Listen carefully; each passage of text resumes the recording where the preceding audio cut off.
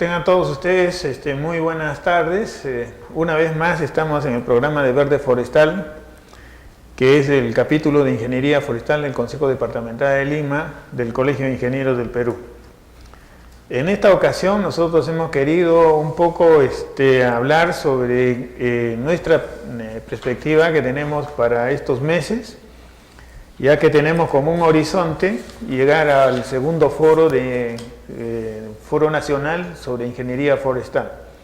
Y para ello nosotros estamos haciendo algunos pre-eventos.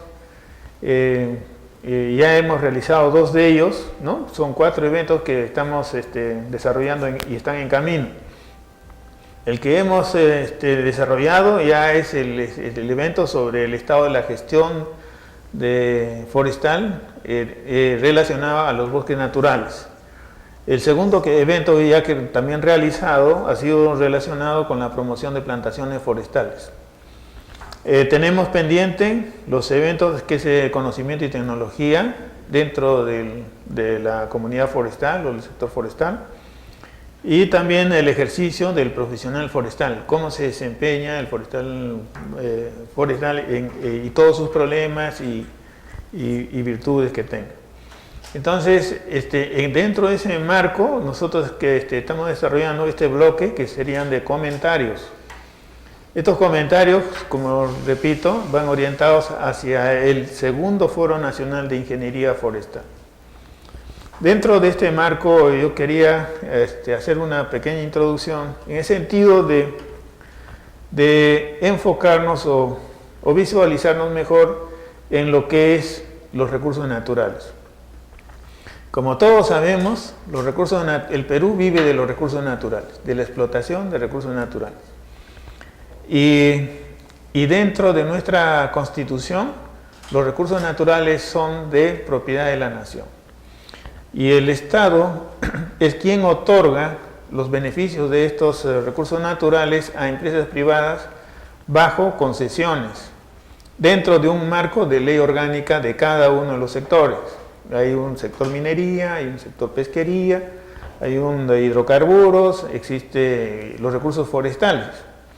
Entonces, todo esto son recursos naturales directos. Directos porque generan economía. Y dentro de eso, ¿no?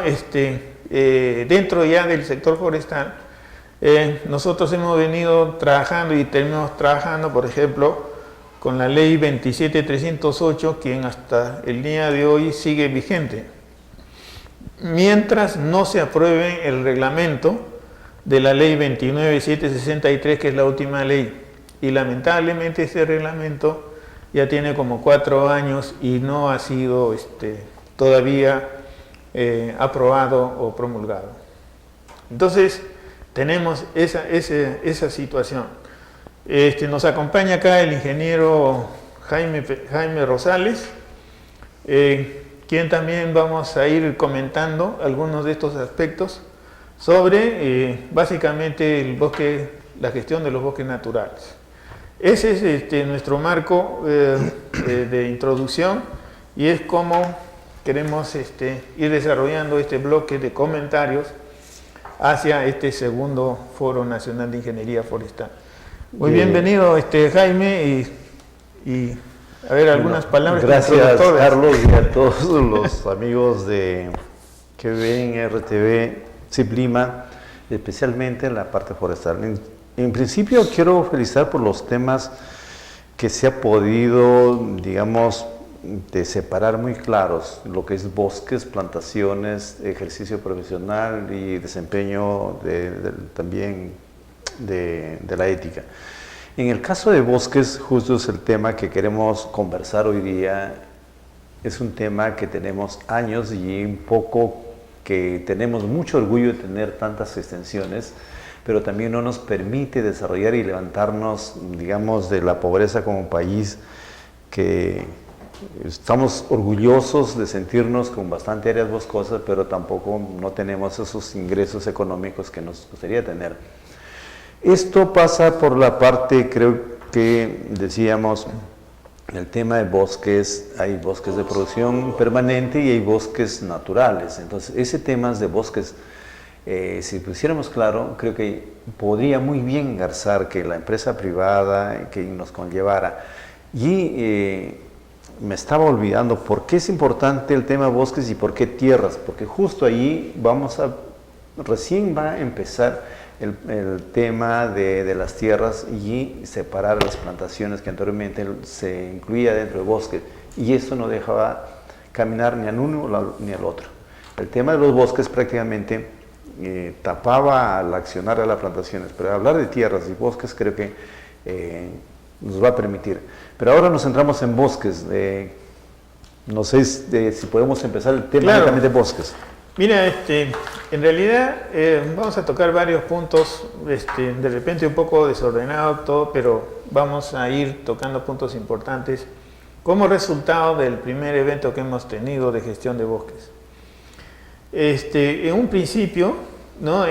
Tenemos una especie de incongruencia que se generó por la Política Nacional Forestal.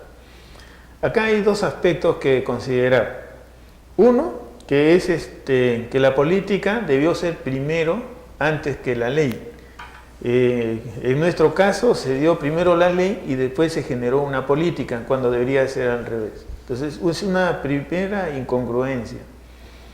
Y una segunda es que la política forestal no genera una imagen objetivo, ¿no? Nuestra política solo define ejes temáticos, pero no define la imagen. ¿Cómo queremos que el recurso forestal natural o que tenemos en el Perú, cómo sería de acá a 20 años? ¿Cómo nos imaginamos que ese recurso puede estar a 20, a 30 años adelante, ¿no?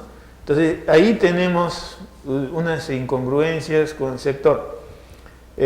No sabemos a qué se debe, ¿no?, esa situación. Y otro de los grandes problemas de esta situación es el reglamento. Perdón, ¿Sí? Carlos, antes que pasaras quisiera un poco, no sé si opinar, justo esa falta de claridad entre los bosques. Creo que cuando el Estado o cualquier empresa privada quiere promocionar un bosque que puede ser de producción permanente, habla de bosques y prácticamente toda la sociedad civil conservacionista piensan que están hablando de los bosques de protección. Y es como si fuera contra, digamos, el patrimonio forestal. ¿Por qué? Porque no se ha sabido vender esto, porque creo que debe estar bien claro cuáles son los bosques de producción permanente, entonces que sí puede generar bastante economía directa, y los bosques de protección que mayormente son servicios. Entonces también la economía debe hablar de bienes y servicios y viene clarificar e informar a la población cuál es cuál. Sí, gracias, Jaime. Justamente muy buena la aclaración, ¿no? Nosotros tenemos una especie de clasificación de bosques, ¿no? Son bosques de producción permanente, son bosques de protección, y también están los bosques que generan las unidades de conservación, ¿no? Dentro de la parte productiva están los bosques de producción permanente, ¿no? Ahí es donde se otorgan las concesiones forestales, donde entran las empresas, sacan la madera, la comercializan, dentro de un marco legal establecido para eso, ¿no? Ese más o menos es el camino. Y bueno, en ese andar que, como dijiste, creo que no gravita dentro de la economía del Perú, muy poco. Nuestros bosques no contribuyen a mejorar las condiciones económicas de la población, pero ahí están.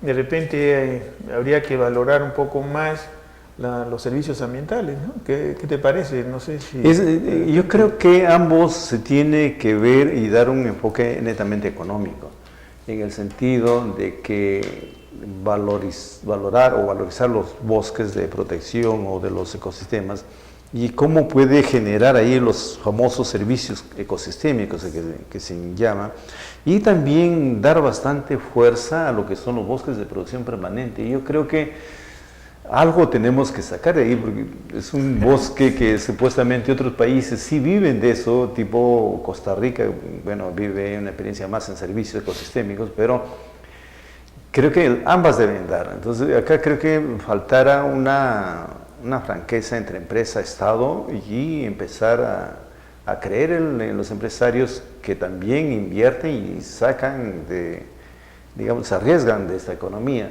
y simplemente promocionar también. El Estado tiene una función promotora, entonces también debe ayudar a estos empresarios a ver cómo pueden manejar sus concesiones, ¿no?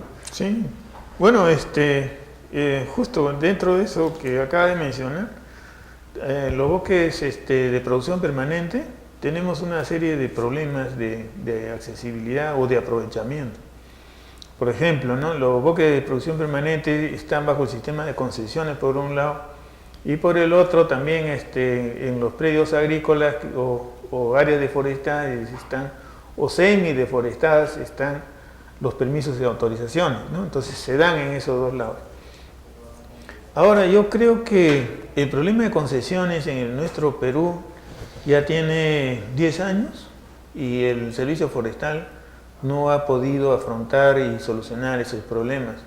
Uno, que las concesiones forestales, por ejemplo, sus planes generales de manejo, sus POAs, todo de repente tienen un sobrecosto en el aprovechamiento, entonces les está quitando un poco de competitividad.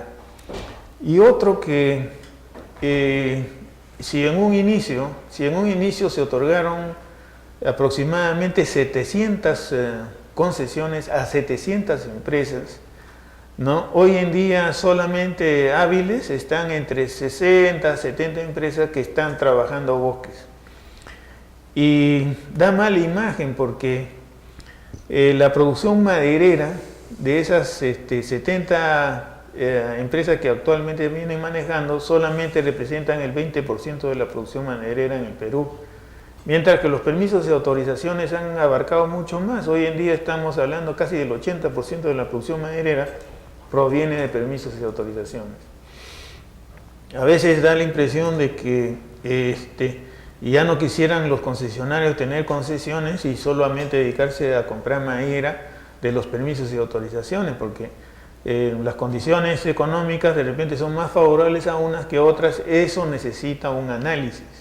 Y ese análisis hay que visualizarlo mejor, verlo bien, porque los permisos de autorizaciones no manejan bosques, no tienen planes generales de manejo, solamente tienen el POA, mientras que a las concesiones se les exigen muchas condiciones, ¿no? Entonces hay una suerte ahí de repente sobrecarga económica hacia concesiones versus permisos y autorizaciones. Sí, claro, eso es algo que habría que analizarlo. Yo creo que mucho discutimos sobre concesiones y no tenemos la fórmula de salir de concesiones. Y eso nos está conllevando a que no estamos mirando un problema grave que es la deforestación. Creo que actualmente tenemos 9 millones de hectáreas deforestadas, que no lo estamos mirando. Y dentro de eso también hablamos sobre clasificación de tierras. ¿Cómo vamos a engarzar el tema de bosques, el tema de futuras deforestaciones que están agrandando más este tema? Entonces, creo que nuestra Amazonía es grande y también grandes los problemas. Entonces, que tenemos que, o el CERFOR, que es la institución encargada, tendrá que tomar cartas más contundentes para poder en algo y por lo menos visualizar algunas soluciones que puedan darse. Sí. Me preocupa más la deforestación, por ejemplo, que fácilmente pueden entrar y decir esta es una tierra para pastos, es más fácil entrar a deforestarlo y después lo abandonan y siguen abandonando igual la parte agrícola, ¿no? Y se tiran bosques de producción, digamos, que podrían ser de bosques de producción permanente. No sé, ¿qué opinas? Sí, yo pienso que hay un problema serio, ¿no? En realidad hay un problema de un tipo administrativo, ¿no? En la delegación de funciones del gobierno central hacia los gobiernos regionales para la administración de bosques. Creo que ahí hay un primer problema, ¿no? Yo creo que como autoridad nacional el Servicio Forestal debe supervisar el buen accionar desde el punto de vista normativo a todas las entidades regionales, ¿no? Como autoridad nacional está en la ley. Entonces no es cuestión de que ya la pasé al gobierno regional y no tengo nada que hacer, eso no es así. Entonces creo que ahí hay un primer problema. El otro problema está dado en que los bosques de las concesiones, ¿no?, versus los permisos de autorizaciones, yo creo que los permisos de autorizaciones son el foco de la tala ilegal, porque ellos sacan madera de cualquier sitio y bajo el amparo del permiso otorgado por la autoridad forestal, legalizan la madera. Por ejemplo, como te comentaba, ¿no?, solo hay 60 concesiones que funcionan.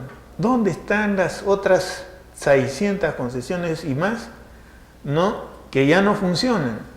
Entonces, todas esas áreas que pueden llegar fácilmente a los 4 millones de hectáreas, y esto es, ¿no?, pueden ser mucho más. Entonces, ahí es donde están metidos todos los permisos de autorizaciones, sacan la madera, legalizan y sale al mercado, ¿no? Creo que el servicio forestal debe comenzar a analizar esa situación y visualizar, ¿no?, y darle solución, porque no cambia. Y en todos los medios se habla de tala ilegal, se habla de inmoralidad, se habla POAS falsos, se habla, en fin, ¿no?, de un montón de situaciones que no se ve con claridad una solución, y ni siquiera existe una política para visualizar ese problema. Yo creo que ahí hay un problema de coordinación del servicio forestal con los gobiernos regionales. Y el otro aspecto también podría ser que de una vez, ¿no?, el servicio forestal o los gobiernos regionales se pongan de acuerdo para darle solución a las concesiones. Si no hay empresas ya que han devuelto o han entregado o se han resuelto o han caducado las concesiones, entonces sacarlas a un nuevo concurso y ocupar esas áreas, ¿no? Pero eso no se da y ya tenemos 10 años en ese problema, ¿no? Y entonces no hay una responsabilidad o una decisión política, creo, de las autoridades en ese sentido, ¿no?, que debería de darse, ¿no? Ahí tenemos un asidero, ¿no?, un problema. Ahora bien, con respecto a esto, creo que mucho pasa por la información. Leí, digamos, un pequeño comentario en donde decía: en el país se mide por el tipo de información y el sistema de información que se maneja. Entonces nosotros como país manejamos diversas informaciones. En principio no sabemos cuántas hectáreas reales de bosques tenemos, no sabemos cuánto de área tenemos deforestadas. Entonces ese tipo de información crea digamos, en los mismos estados, en los decisores de Estado, creo que no le permite tomar decisiones acertadas. Y eso ya lo venimos dando años y años. Entonces, en cualquier evento que vas, diferentes instituciones del Estado te dan diferente data. Entonces, eso sí es, y eso nos conlleva también a que no tengamos una real de información. Y se puede decir, bueno, ¿cuántas de estas concesiones están funcionando? Y si hay experiencias exitosas, el Estado debe más bien mirar y apoyar, y que esto sea como una réplica para los demás. ¿Queremos que se desarrolle nuestra economía? Sí, en base a la parte forestal, sí. Y si el bosque ya no rinde como esperábamos, entonces se tomará decisiones. A lo mejor es más rentable como servicios ecosistémicos, que pueda venderse. Bueno, ahí se menciona que hay experiencias en venta de carbono, hay experiencias por el tema del agua, por ejemplo, hay muchos bosques de tipo los de castaña, por ejemplo, Madre de Dios, que puede muy bien ser rentable, pero hay estudios, hay propuestas reales del Estado como para levantar esa población y que esos recursos también sean sostenibles en el futuro. Entonces, hay muchos temas para discutir y ver sobre el tema bosques, que es, como te digo, es grande, y también, como es grande, también no pareciera que no podíamos solucionarlo, ¿no? Desde que terminé la universidad estamos hablando de bosques y hasta ahora no, ya nos vamos a ir de acá y no sabemos cuál es el futuro cierto del bosque, ¿no? Sí, fundamentalmente ahí tenemos, pareciera como que nosotros no hemos encontrado una visión real, ¿no?, del recurso forestal tropical hacia el futuro, ¿no? Cómo manejarlo, cómo conservarlo, cómo hacer una serie crear una serie de actividades en el sentido de que los bosques sigan siendo bosques y evitar un poco el problema de la deforestación que es tan fuerte, ¿no?, que tú mencionaste. Carlos, antes que pases, yo quisiera un poco aclarar a los que nos escuchan, tal vez, cuando nosotros hablamos de bosques es un bosque natural, algo que el hombre no ha intervenido para nada en su, digamos, porque muchos, cuando hablan de bosque también involucran a las plantaciones, porque la FAO mismo define bosque a las plantaciones como bosque artificial. Entonces, un poco para aclarar, bosque es netamente natural, en donde el hombre no ha intervenido para nada para su permanencia. Entonces, por eso que estamos hablando, el colegio ha definido bosques y plantaciones, temas. Exacto. Entonces, disculpa, Carlos. No, en contrario. Sí, tiene razón, ¿no? Porque en realidad nosotros como colegio hemos tratado, en la actualidad estamos tratando de visualizar bajo dos enfoques. Uno son bosques naturales, ¿no?, que son toda la Amazonía, también los bosques secos del norte, en fin, todo lo que son bosques naturales. Y el otro es nuestra propuesta sobre nuestra propuesta legal sobre promoción de plantaciones forestales comerciales, ¿no? Que es distinto, es un nuevo espacio para la inversión, es un nuevo espacio para la empresa privada. Lo han hecho los países vecinos, ¿no?, Chile, Brasil, Uruguay. Y creo que es un tema interesante eso, que lo vamos a tocar en la próxima sesión de estos comentarios que hemos iniciado el día de hoy, ¿no? Con más profundidad, lo vamos a ir tocando en sí. Solamente hoy en día nos estamos concentrando en lo que es bosques naturales. Yo diría que también hay un problema en esto de la deforestación. Nosotros tenemos en el Perú aproximadamente, como dijiste, 9 a 10 millones de hectáreas deforestadas. En realidad nuestra Amazonía no solamente son los 9 o 10 millones de hectáreas deforestadas, sino que esas áreas están ocupadas por posesionarios, ¿no? Hay agricultores, hay ganaderos, hay un cambio de uso de las tierras por toda esa gama de hectáreas. Yo creo que ahí el Estado debe comenzar a mirar de otro ángulo esas áreas, ¿no? Cómo recuperarlas, cómo hacer que funcione. Y en eso tenemos un reglamento de clasificación de tierra, que es lo que estamos discutiendo hace ya un buen rato. Y ahí vemos que hay opiniones divididas, ¿no? Unos quieren modificar el reglamento y otros quieren eliminar el reglamento.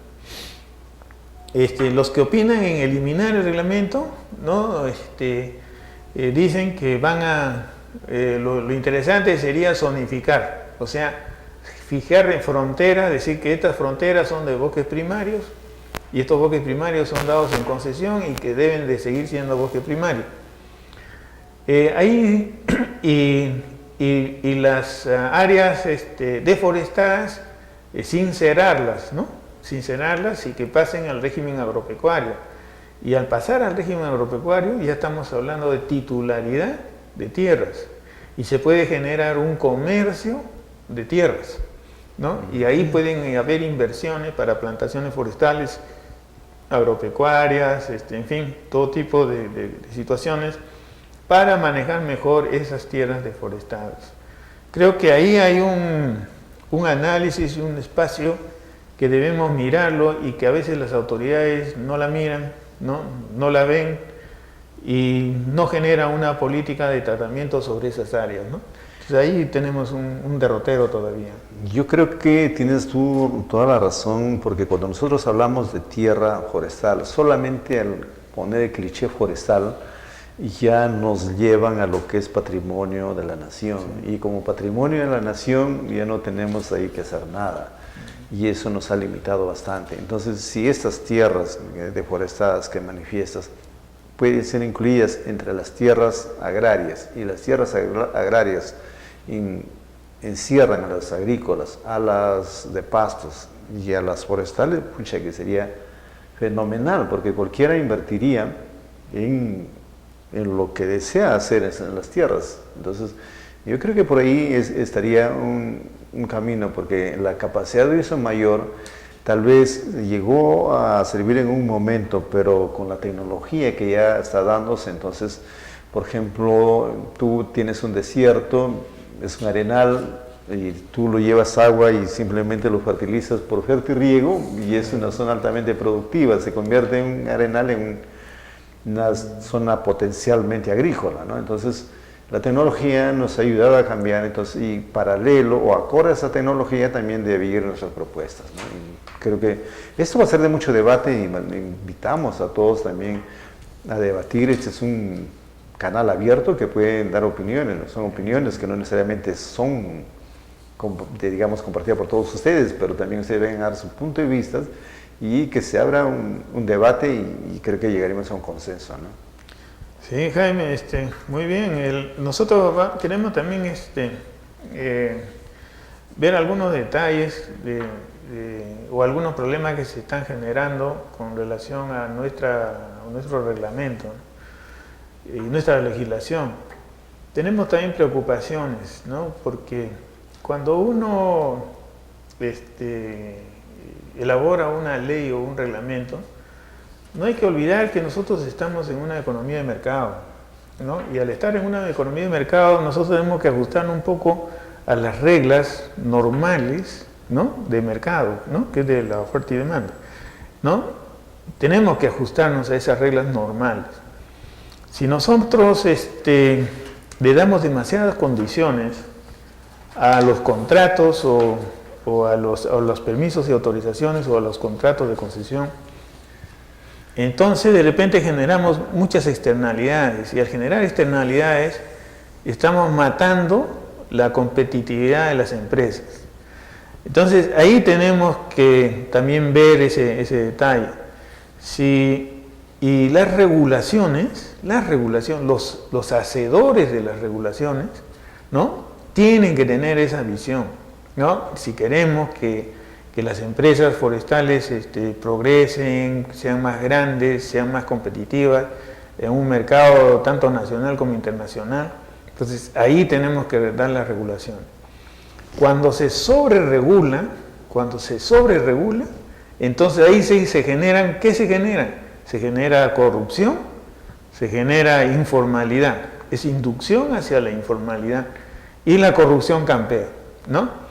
Entonces, creo que ahí hay una situación de discusión interesante y creo que las autoridades forestales deben de visualizar eso. Y, por ejemplo, para dar un solo ejemplo, ¿no? Que es el caso de la regencia. La regencia forestal está diseñada de tal manera que el concesionario forestal o el que usufructo del recurso, ¿no? Pague al regente, ¿no? Pero le paga al regente en el sentido de que el regente es el que va a hacer las labores de función pública. O sea, estamos pagando a una persona para que sea función pública y encima sea el fiscalizador de quien le paga. O sea, hay una incongruencia ahí muy clara, y también hay opiniones divididas ahí, ¿eh? Hay opiniones divididas, unos están de acuerdo, otros no. Pero me parece que si tomamos en cuenta analíticamente cuáles son las funciones de un regente, son funciones públicas y como función pública debería ser financiado y pagado por el Estado. Sin embargo, la legislación no lo dice de esa forma, ¿no? Entonces ahí también tenemos un problema. Yo quisiera tocar un poco, hay un tema que es de los ingenieros forestales que hoy en día se encuentran en una situación un poco complicada con relación a los POAS. Ahí hay una serie de situaciones. No existe un ingeniero realmente que haya sido sancionado, o puedan que tengan algunos procesos judiciales, algunos, pero dentro del Colegio de Ingenieros, ¿no?, nosotros vemos la ética del ejercicio profesional. La situación nos preocupa, ¿no? Nos preocupa en el sentido de que no sabemos cuál es el criterio de supervisión que ha tenido el OSINFOR, por ejemplo, para hacer las supervisiones de los permisos y autorizaciones y de las concesiones. Yo sé que, de acuerdo a los que nos han venido a visitar acá en el colegio, algunos dicen: yo he hecho todo el inventario, pero no han encontrado 2 árboles que de toda la población que hemos inventariado, 2 árboles no han sido identificados o encontrados en el área del POA. Entonces, no sé si esos 2 árboles significa que ya hay una presunción de corrupción, una presunción de ilegalidad. Si están inventariados más del 95% y están identificados y se pueden ubicar, yo creo que el margen de error debe existir. O sea, no es que exista el 100%, siempre hay un margen de error en este tipo de evaluaciones. Si es el 100%, bueno, me parece un poco exagerado, ¿no?, tener el 100%. Y si no está el 100%, por 1 o 2 árboles, se induce que ya hay inicios de corrupción, entonces habría que ver los criterios. Y por otro lado, hay el sistema de tecnología, ¿no? Habría que ver con qué GPS ha sido hecho la georreferenciación. Estamos hablando del año 12, ¿no? 2012, y la tecnología avanza. Estamos en el año 2015 ya, ¿no? Y algunos instrumentos son más precisos que otros. Entonces habría que ver cómo es que se ha usado en esa época un tipo de instrumento que no era tan preciso, hoy en día es más preciso. Y de repente ahí hay desviaciones, ¿no? Esos son otros los comentarios que nos han manifestado nuestros colegas en este descargo de los POAS. Creo que no es de muy buen agrado también haber tenido la publicación que salió en el diario La República, en el sentido de involucrar casi a 72 colegas, ¿no?, que están metidos en esta situación, ¿no?, de presunción. No sé, nosotros acá en el colegio estamos analizando la situación y veremos qué podemos hacer por ellos de acá en adelante. Cabe decir que los ingenieros no solamente son el Consejo Departamental de Lima, son de otros consejos departamentales, pero todos ellos pertenecen al Colegio de Ingenieros del Perú. No sé si tienes algo que agregar. Sí, un pequeño comentario acerca de lo que acaba de decir de los temas, de los 2 últimos, de los POAS y la tecnología que está avanzando. Es cierto, en estos momentos prácticamente queremos poner en autos, pero este problema que tal vez se comentaba pero no se conocía, ahora ya se conoce. En principio el colegio lo ha asumido. Segundo, nos ha permitido juntarnos con la gente decisora que contrata, que es el CERFOR, y también con el OSINFOR, el que supervisa, entonces, y el colegio, que también tiene que ver sobre ética. Entonces, eso nos va a permitir al final a llegar a conclusiones muy claras, y también tal vez al CERFOR y al OSINFOR tomar de sus evaluaciones un poco más de buenos, digamos, más técnicas para poder, digamos, calificar el grado de culpabilidad de un profesional en su ejercicio, ¿no? Sí, así, exactamente. Bueno, ahí estamos en esa lucha, en esa situación, ¿no? Y vamos a ver qué sucede, ¿no?, desde acá en adelante, ¿no? Pero sí es preocupante la situación de los ingenieros forestales que son consultores. Y también hay un problema que el Registro Nacional de Consultores no tiene un reglamento, ¿no? Entonces, al no tener un reglamento, dice cómo lo saco a forestal de acá o cómo lo sanciono. Entonces, ellos no tienen la suficiente autoridad para eso, ¿no? Y así hay varios aspectos que tenemos que ir analizando y viendo acá en el colegio. Muy bien, Jaime, creo que hemos llegado al final de estos comentarios y esperamos verlos a todos ustedes el próximo viernes, ¿no? Que son nuestro programa, que es Verde Forestal, y agradecemos de antemano su sintonía y muchas gracias.